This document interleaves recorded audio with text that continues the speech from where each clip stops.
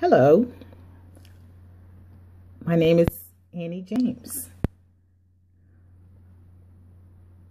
My paper deals with the marriage and family. Family is huge. The American family today, compared with just a few decades ago, has changed dramatically. And the family as we know it is in a serious dilemma, and parents do not know where to turn.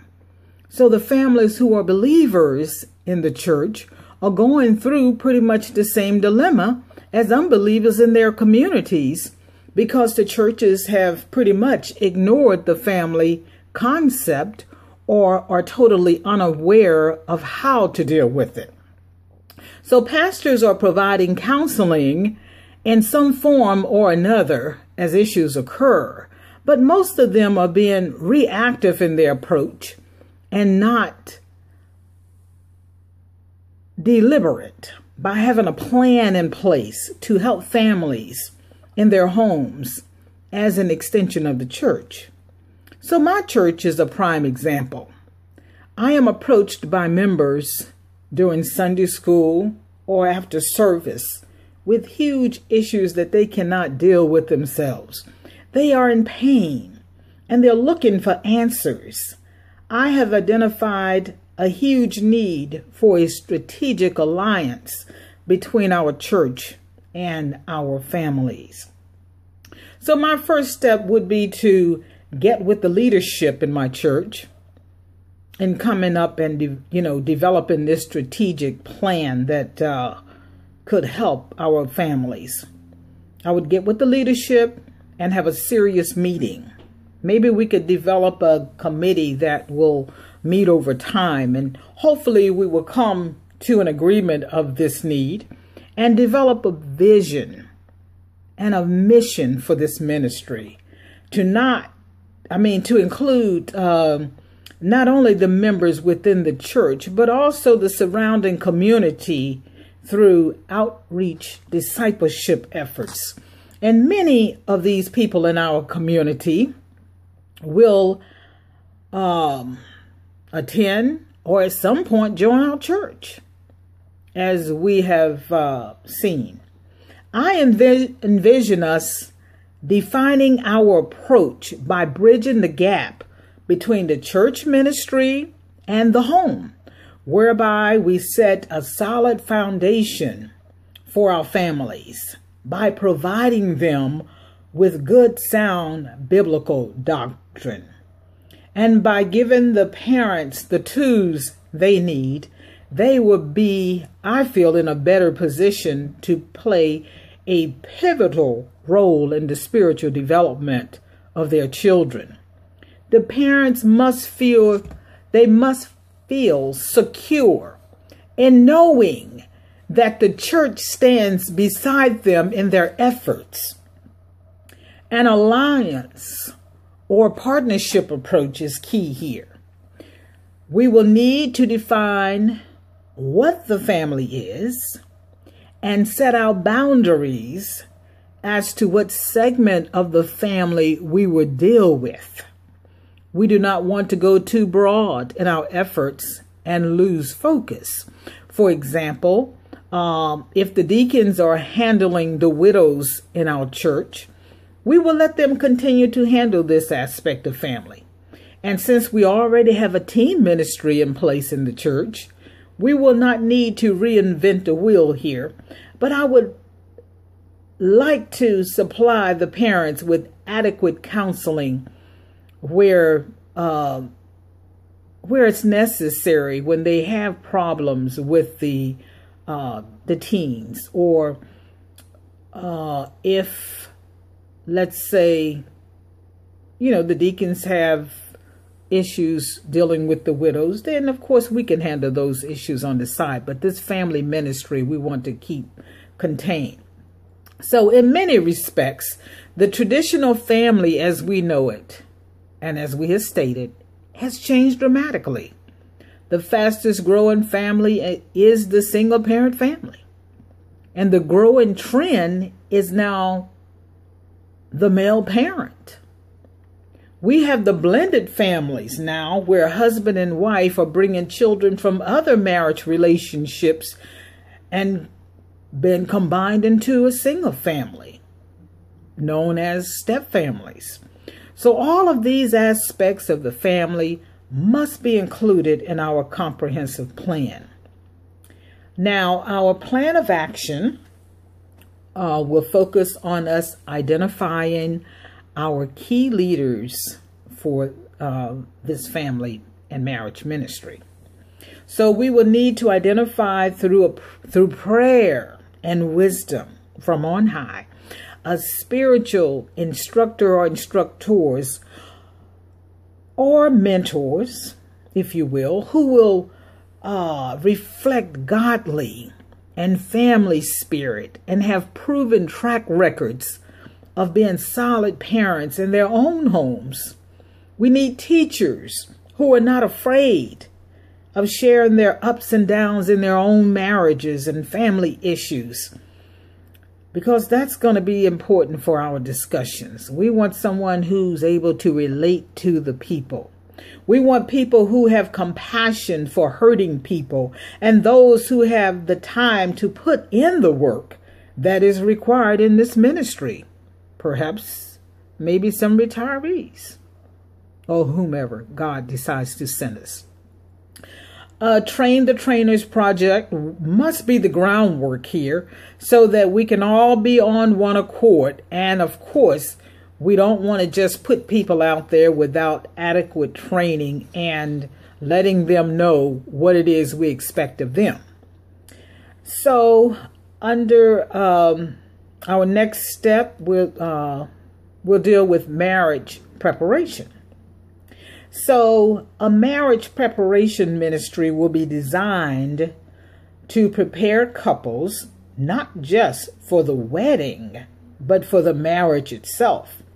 It is understood that many aspects of marriage cannot be understood by the couple until they actually get into the everyday life of marriage. And I believe, however, that a couple can be equipped with tools that will enable their marriage to grow and succeed. And this must be the foundation from which the entire family will grow. The marriage happens, and then the family. Okay. And because the parents are the key figures here, we must start here. So we can create a church board policy that provides a premarital program for couples intending to marry in the church, and we can provide educational resources for couples seeking information on relationships, marriage, and parenting. And this plan will assist these couples to prepare themselves for a lifelong, Christ-centered, healthy marriage through sound biblical doctrine. God created marriage, and we will begin from that aspect, the book of Genesis. Next, we could deal with intervention. So in marriage and family crisis intervention, we will seek to openly address the problem of families in crises in the following ways. Learning to spot marriages and families in trouble before the situation gets totally out of hand. Providing educational opportunities for couples and families to help them to truthfully access their own marital health. Give them hope through preaching and teaching that Christ can bring healing and forgiveness in their circumstances.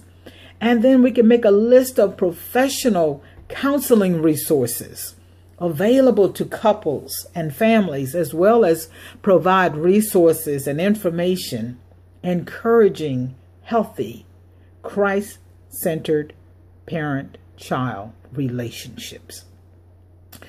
Then we could turn our attention to workshops and seminars and media presentations. We can promote Christ in all marriage and family situations using all available resources for teaching and small group initiatives. And some of these can take place during Sunday school, perhaps, which will allow us to develop relationships and come up with strategies that will encourage the building and strengthening of already existing marriages and minister purposefully to marriages that are already in crises. This may be an opportunity to start a couple's Sunday school class. Very well could be. So teaching families the power of prayer will be of major importance. It is said that the family that prays together stays together. So this segment of the plan opens the door for many wonderful opportunities. Role-playing using skits and short film for learning and open discussion could play huge dividends. We could learn so much from each other. And last but not least, I turned my attention to child rearing. The parents will be taught core values from the Bible for dealing with their children. And the children are plagued with so many distractions today, including the internet, video games, gangs, drugs, secular music with indecent lyrics, peer pressure, bullying, just to name a few. Parents must truly be vigilant, and as Jesus puts it, be the watchman. Moses' passage in the Old Testament set a solid foundation. He said, "Hear, O Israel, the Lord our God, the Lord is one. Love the Lord your God with all your heart and with all your soul and with all your strength. These commandments that I give to you today are to be upon your hearts. Impress them on your children. Talk to them when you sit at home and when you walk along the road, when you lie down and when you get up. Tie them," he said, "as symbols on your hands and bind them on your foreheads. Write them on the door frames of your houses and on your gates." That is Deuteronomy chapter 6, verses 4 through 7. What a profound word for us today. So these scriptures pressed upon the parents to teach their children about the Lord every waking moment. It is vitally important that our children be discipled with a strong foundation in God. Our